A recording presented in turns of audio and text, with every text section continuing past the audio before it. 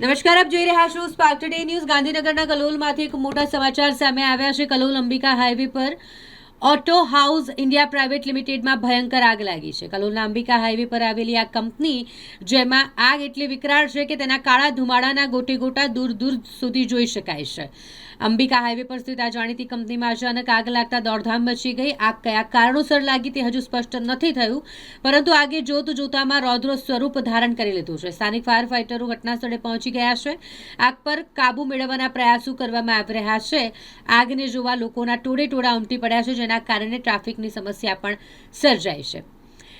એક તરફ કલોલ અને આસપાસના વિસ્તારોમાંથી ફાયર બ્રિગેડની અનેક ગાડીઓ ઘટના સ્થળે પહોંચી ગઈ છે. ફાયર ફાઇટરો સતત આગ બુઝાવવાના પ્રયત્નો કરી રહ્યા છે અને બીજી તરફ અંબિકા હાઈવે પર ટ્રાફિક જામ ન સર્જાય, કોઈ અનિચ્છનીય ઘટના ન ઘટે તે માટે સ્થાનિક પોલીસનો મોટો કાફલો તૈનાત કરી દેવામાં આવ્યો છે. પોલીસે હાઈવે પરનો વાહન વ્યવહાર નિયંત્રિત કર્યો છે અને આસપાસના વિસ્તારને કોર્ડન કરી લીધો છે. આગના કારણે કંપનીના કામદારોમાં ફાળ પડી છે, પરંતુ ફાયર વિભાગની સતર્કતાને કારણે મોટી જાનહાનિ ટાળવાનો પ્રયાસ કરવામાં આવી રહ્યો છે.